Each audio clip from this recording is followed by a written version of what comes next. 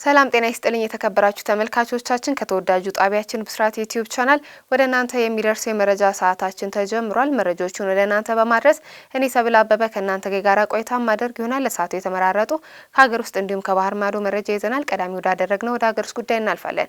በኢትዮጵያ በየዓመቱ ከሚወለዱ ህጻናት መካከል 11 በመቶዎቹ የመወለጃ ቀናቸው ሳይደርስ የሚወለዱ ናቸው ተባለ። በኢትዮጵያ በተለያዩ ምክንያቶች የተነሳ በርካታ ጨቅላ ህጻናት የመወለጃ ጊዜያቸው ሳይደርስ እንደሚወለዱ ተጠቁሟል። በቅዱስ ጳውሎስ ሆስፒታል ሚሊኒየም ሕክምና ኮሌጅ የጨቅላ ህጻናት ሐኪም የሆነው ዶክተር ማህሌት አባይነህ ለብስራት ራዲዮ እንደተናገሩት በዓለም በየዓመቱ 15 ሚሊዮን የሚደርሱ ህጻናት በዚህ መልኩ ይወለዳሉ። የሕክምና ባለሙያ አያይዘውን በኢትዮጵያ በየዓመቱ ከሚወለዱ ህጻናት መካከል ከ10 እስከ 11 በመቶ የሚሆኑ ጨቅላ ህጻናት መወለጃ ቀናቸው ሳይደርስ ይወለዳሉ ብለዋል። አንድ ህጻን የእርግዝና 37ኛ ሳምንት ከመጠናቀቁ በፊት በሚወለድበት ወቅት የመወለጃ ቀኑ ሳይደርስ መወለዱን ያሳያል ያሉት ዶክተር ማህሌት በርካታ ምክንያቶች ለዚህ ተጠቃሽ መሆናቸውንም ጠቁመዋል። የስኳር ህመም፣ የደም ግፊት፣ ወባ፣ የሳምባ ኢንፌክሽንና ሌሎችም ህመሞች እንዲሁም የህጻናት የአፈጣጠር ችግር አጋላጭ ሁኔታዎች ናቸውም ተብሎ ይታመናል። በዚህ መልኩ የተወለዱ ህጻናት የሳምባ አለመዳበርን ተከትሎ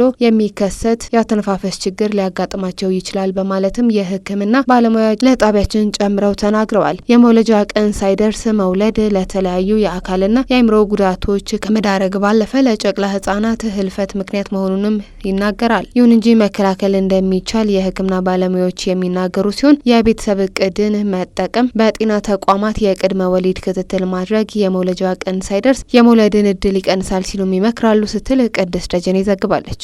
የሞባይል ስርቆት ወንጀል የፈጸመው ተከሳሽ በ4 ዓመት እስራት ተቀጣ።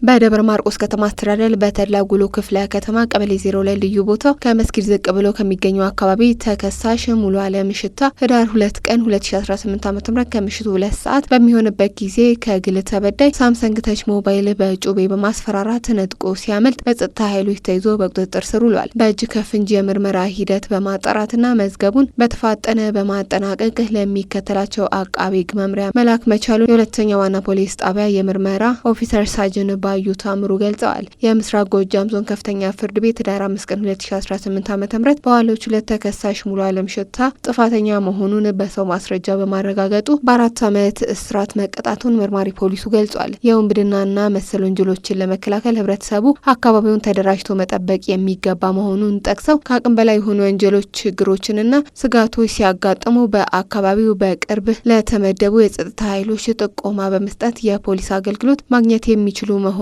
ጨምረው ተናግረዋል። ተመልካቾቻችን የአገር ውስጥ ጉዳያችን እነዚህን ይመስሉ ነበር። አሁን ደግሞ ወደ ባህር ማዶ መረጃዎቻችን እናልፋለን። በታይዋን ዲፕሎማሲያዊ ውዝግብ የተነሳ ቻይና የጃፓን ፊልሞችን አገደች።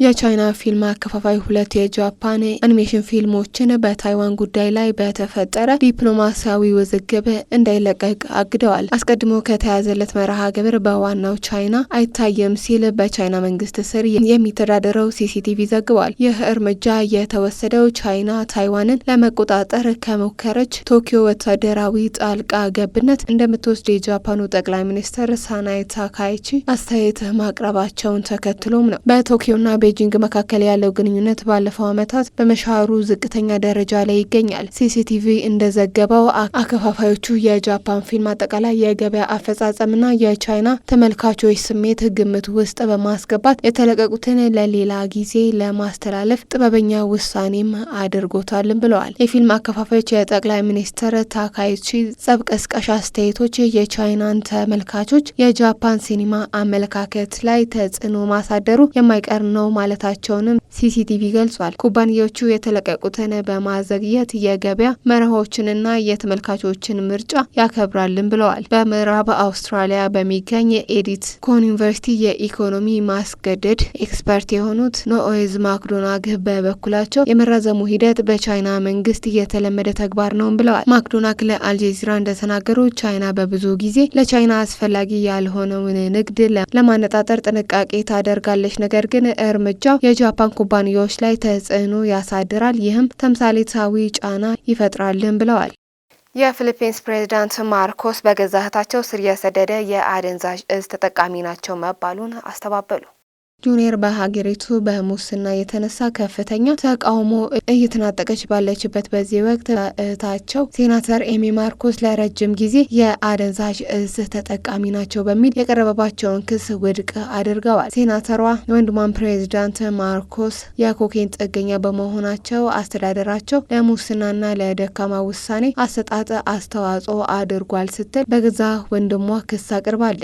የኮሚኒኬሽን ምክትል ጸሐፊ ክሌር ካስትሮ ፕሬዚዳንቱ ቃል አቀባይ የቀረበውን ክስ መሰረተ ቢስ ሲሉ ውድቅ አድርገውታል። እንደገና ጥቅም ላይ የዋሉ ወንጀሎች ለረጅም ጊዜ ውድቅ ሲደረጉም ቆይተዋልም ብለዋል። በሃይማኖታዊ ቡድን በተዘጋጀው የማኒላ ማናፈሻ ሰልፍ ላይ ለህዝብ ንግግር ያደረገችው ሴናተር ኢሜ እንዳለችው ግን የወንድሟ እጽ መጠቀም የጀመረው በአባታቸው ፈርዲናንድ ማርኮስ ሲር ፕሬዚዳንትነት ጊዜ እንደ አውሮፓውያን አቆጣጠር በ1965 እስከ 1986 ሲሆን እስከ ዛሬ ድረስ ቀጥሏልም ብላለች። ማስረጃ ባትሰጥም የፕሬዚዳንቱ ሱስ ለሙስና መበራከት፣ የአቅጣጫ እጦትና የተሳሳቱ ውሳኔዎች የተጠያቂነትና የፍትህ እጦት መንስኤ ሆኗልም ስትል ተናግራለች። በተጨማሪም የፕሬዚዳንት ሚስትና ልጆች በአደንዛዥ እጽ አጠቃቀም ላይ ተሳትፈዋል በማለትም ክስ አቅርባለች። ማርኮስ ጁኒየር እንደ አውሮፓውያን አቆጣጠር በ2021 ለፕሬዚዳንትነት ምርጫ ሲወዳደሩ ቃል አቀባያቸው ከግል ሆስፒታልና ከብሔራዊ ፖሊስ ቤት